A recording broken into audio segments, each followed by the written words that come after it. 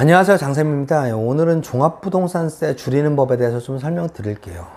종합부동산세 이제 납부하실 때 됐는데 되게 스트레스 많이 받으시죠? 그러니까 저는 뭐 1주택이라 뭐 상관이 없는데 많은 분들이 스트레스를 받고 계셔서 종합부동산세를 어떻게 하면 좀 줄일 수 있을지에 대해서 좀 설명을 드릴까 합니다.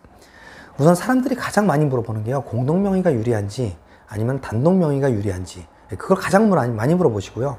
그 다음에 법인이 유리한가, 뭐 그런 것도 많이 여쭤보시고, 그 다음에 이제 앞으로 올해는 종부세가 이럴 텐데 내년에는 어떻게 바뀌냐, 이것도 되게 많이 물어보세요.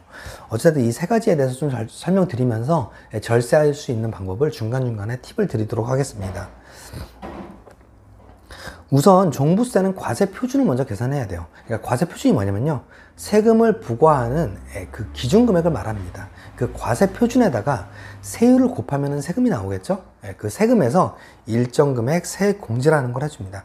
따라서 과세 표준에서 세율을 곱하고 세액 공제를 빼면 그게 나의 종합부동산세가 되는 거예요.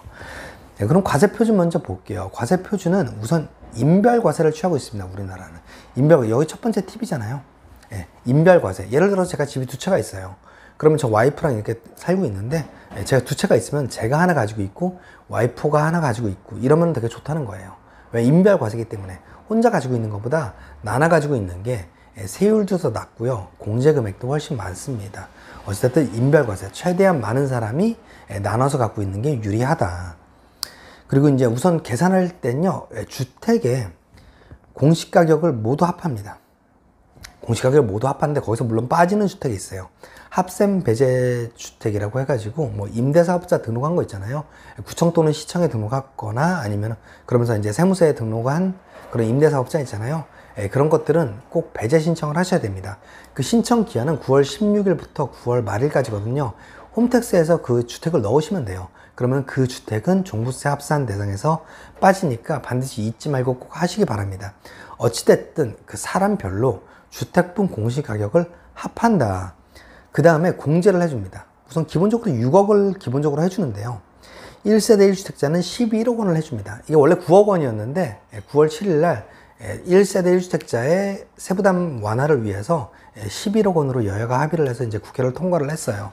그 때문에 발표하는 즉시 공표하는 즉시 바로 적용이 되거든요. 그렇기 때문에 11억 원이다. 11억 원을 빼준다. 근데 예를 들어서 제가 이제 한 채가 있어요. 와이프랑 공동명의로 가지고 있다고 할게요. 20억짜리를. 그랬을 때는 이때는 11억 원을 빼주는 게 아니라요, 20억을 그러니까 와이프랑 반반으로 나눠야 되겠죠. 10억, 10억. 그 다음에 각자 6억을 빼줍니다. 한마디로 12억 원이 빠지는 거예요. 근데 1주택자, 내가 혼자 가지고 있다라고 하면 11억 원만 빠지겠죠.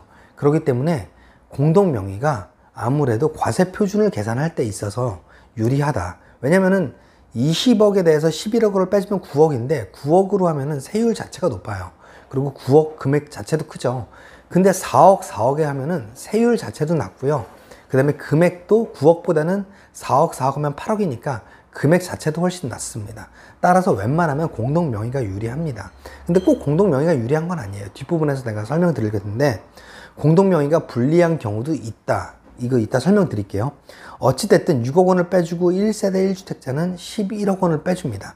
근데 법인은 공제 6억 원이 없습니다. 예전에 있었어요. 근데 법인을 예를 들어서 뭐 집이 10채가 있으면은 한 채는 내가 살고 나머지 9개의 주택을 법인 9개를 만들어서 전부 다 6억씩 공제를 받아가지고 종부세를 하나도 내지 않는 케이스들이 되게 많았어요.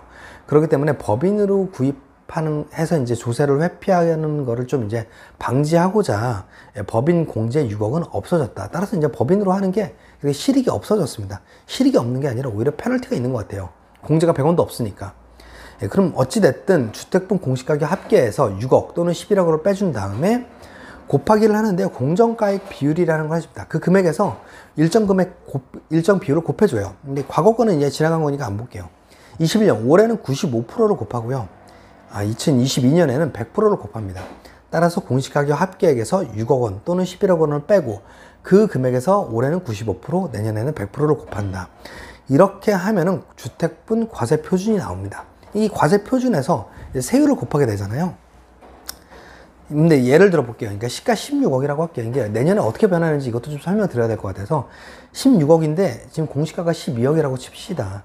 물론 이렇게 안 될 거예요. 이 정도까지는 아닐 것 같은데 어찌됐든 공시가가 12억이고 그럼 1세대 1주택이라고 했을 때 11억을 빼주겠죠. 11억을 빼주면은 1억에 대해서 과세가 될 거예요. 근데 올해는 2021년도는 공정가액 비율 95%를 곱하면 9,500만 원에 대해서 종합부동산세를 낸다. 근데 만약에 내년에 이게 시가가 18억으로 올랐다라고 칠게요. 그러면은 공시가가 16억이라고 칠게요. 왜냐면은 이게 4억 차이잖아요. 근데 왜 2억 차이냐라고 하시는데 정부가 공시가액을 시세에 비슷하게 합리화할 거라고 이렇게 발표를 했습니다. 따라서 그 폭이 점점 좁아질 거예요. 시가 18억인데 공시가는 16억이 되고 그럼 16억에서 11억을 빼면 5억이 되죠. 그럼 5억에 대해서 내년에는 100%를 곱합니다. 그럼 5억이 되는 거예요. 과세 표준이. 그럼 원래는 그러니까 시가는 2억만 올랐는데 내년에 과세 표준은 거의 4억 넘게 오르는 거잖아요. 그렇기 때문에 세부담이 되게 많아질 예정입니다. 내년에는 종부세가 올해보다 훨씬 많을 거예요. 그럼 세율을 볼게요. 이제 과세 표준에 대해서 이제 설명을 다 드렸으니까 세율을 보시면요. 우선 일반 세율이 있고요. 3주택 이상 또는 조정 2주택 이렇게 나뉘거든요. 일반 세율은 3억 이하는 0.6%고요. 94억 초과는 3%입니다. 그리고 이제 3주택 이상이거나 조정지역에서 2주택 이상을 가지고 있다라고 했을 때는 1.2%, 6% 거의 2배죠. 위에 것만 보면 2배인데요. 이런 데 보면 2배가 넘죠. 2배가 뭐 2.3배 뭐 이런 식으로 되겠죠. 어찌됐든 3주택 이상이거나 조정 2주택 이상인 분들은 어떻게 보면 이게 한 채는 증여세를 납부를 하더라도 좀 증여를 하는 것도 고려해 보실 필요가 있을 것 같아요. 근데 그리고 법인은요 무조건 최고 세율을 때립니다. 법인이 예를 들어서 한 주택을 가지고 있다라고 하나만 가지고 있다라고 했을 때 3%를 부과하고요. 그 다음에 3주택 이상이거나 조정 2주택을 법인이 가지고 있다라고 했을 땐 6%를 가지고 6%를 부과합니다. 따라서 아까 법인이 되게 안 좋아졌어요. 아까 6억 공제도 없어졌고요. 그 다음에 세율도 최고 세율을 부과를 합니다. 근데 한 차만 있어도 뭐 3억짜리 하나만 있어도 94억 초과와 같이 3%를 그냥 적용해 버리는 거예요. 그러니까 법인이 유리한 경우도 있어요. 유리한 경우가 있는데 극히 제한적으로 일반적인 사람들은 그냥 법인을 하면 안 된다라고 그냥 알고 계시면 될 것 같아요. 그 정도로 법인이 안 좋아졌다. 그 재밌는 기사가 있는데요. 예전에 서초구에 3호가 든 3차 아파트를 재건축을 한 적이 있어요. 근데 이제 163제곱미터짜리 기존주택을 재건축을 해가지고 1+1으로 받은 거예요. 이런 식으로. 두 채를 받은 거죠. 근데 이제 그때 이제 재건축을 할 때 당시에는 이거를 내가 뭐 종부세 뭐 이런 게 그렇게 부담이 없었으니까 상관이 없었는데 710 부동산 대책에서 나온 조정지역 2주택자의 종부세율을 이렇게 2배로 올린 거예요. 2배로 올리다 보니까 세부담이 많이 커졌어요. 그래서 원래 올해는 이제 3,530만 원만 내는데 2022년에는 1억 1,120만 원으로 3배 이상, 3배 정도 그렇게 세금이 늘어나게 됩니다. 그래서 이분들은 되게 억울하실 것 같아요. 진작 말해줬으면 내가 1+1으로 안 받고 한 채만 받고 한 채는 뭐 현금 청산을 하든지 뭐 그랬을 텐데 그런 거를 미리 알려주지 않고 이렇게 갑작스럽게 법을 개정하다 보니까 이렇게 피해보는 사람들이 많이 생겼다. 뭐 어찌됐든 그리고 세부담 상한이 있습니다. 아까 과세 표준에서 세율을 곱한 게 세금이잖아요. 근데 그 세금이 전년도 낸 거에 150%를 넘길 수가 없어요. 예를 들어서 내가 전년도에 종부세를 100만 원을 냈는데 올해 계산하니까 400만 원이 나온 거예요. 그렇다고 400만 원을 다 내는 건 아니고요. 100만 원의 150%인 150만 원까지 그게 상한액입니다. 다만 다주택자의 경우 300%까지 300%가 상한입니다. 그래서 아까 똑같은 케이스로 100만 원이 나왔는데 작년에 100만 원이고 올해가 400이다. 그럼 300을 한도로 올해 종부세를 납부를 하게 된다. 세부담 상한액이라는 게 있다라고 알고 계시면 될 것 같아요. 그리고 세액공제라는 게 있습니다. 세액공제. 우선 나이가 드신 분들은 은퇴하시고 소득이 딱히 없잖아요. 없을 가능성이 높잖아요. 그렇기 때문에 고령자 같은 경우는 이런 식으로 공제를 해줍니다. 이것도 옳은 거예요. 그러니까 60에서 65세는 20%, 70세까지는 30%, 70세 이상이면은 40%. 아까 나온 세금에서 이만큼 공제를 해준다는 거예요. 그러니까 고령자들의 생활 안전을 위해서 세부담을 이렇게 줄여주는 제도가 있다.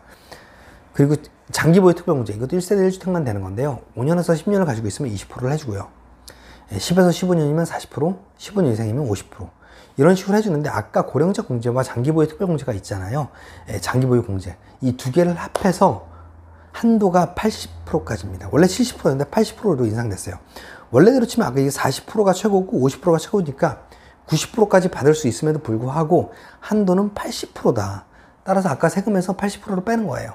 그러니까 내가 나이가 70세 이상이면서 15년 이상 보유했다라고 했을 때는 80%를 빼서 종부세 부담이 되게 없다. 다만 이거는 1세대 1주택자에 한해서 이렇게 줄여주는 거지, 여러 주택을 가지고 있는 분들이 이렇게 해주는 건 이런 걸 적용받는 게 아니다. 근데 이걸 제가 왜 설명드리냐면요, 1세대일 때 공동명의를 1주택을 공동명의로 가지고 있잖아요. 그러면은 고령자 공제와 장기 보유 공제를 받을 수가 없습니다.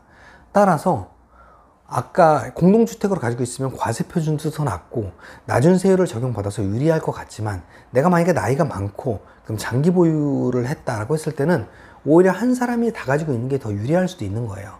그렇기 때문에 그랬을 때 어떻게 하면 되냐면요, 내가 이거를 공동주택으로 가지고 있지만 마치 한 사람이 가지고 있는 것처럼 계산을 해주세요 라고 이렇게 신청을 넣을 수가 있습니다. 그렇게 신청을 하시면 공동주택을 가지고 있지만 혼자 가지고 있는 것처럼 계산을 하는 겁니다. 따라서 공동주택이 공동명의로 가지고 있는 게 훨씬 유리해요. 훨씬. 왜냐면은 난 둘 중에 선택을 할 수 있거든요. 근데 단독명의로 가지고 있을 때는요, 마치 공동명의로 가지고 있는 것처럼 선택을 할 수가 없어요. 무조건 단독명의로 계산을 해야 되는 거고요. 공동명의를 가지고 있을 때는 이렇게도 한번 해보고 저렇게도 한번 해서 둘 중에 작은 방법으로 선택을 할 수 있습니다. 근데 내가 선택을 하려면 신청을 해야 되잖아요. 그때 이제 홈택스에 가시면은 종합부동산세 모의계산 좀 카테고리가 있어요. 거기에서 내가 공시가 한번 넣어보고요, 보유기간이나 이런 거 좀 넣어보신 다음에 계산을 해보시고 1주택, 그러니까 혼자 가지고 있는 거랑 두 가지 방법을 계산해서 만약에 이게 더 낫다라고 했을 때는 단독 명의처럼 이렇게 해달라고 신청을 넣으시면 됩니다. 따라서 맨 처음에 주택을 취득하실 때는요, 무조건 공동 명의가 웬만하면 유리해요. 물론 이제 상속이나 뭐 이런 걸 다 따져봤을 때는 또 그건 별도의 얘기기는 한데, 종부세 하나만 봤을 때, 그랬을 때 공동 명의가 유리합니다. 1주택인 경우. 그 다음에 이제 양도세도 1주택인 경우 공동 명의가 유리해요. 왜냐면 그게 다 싸거든요. 똑같아요, 구조가.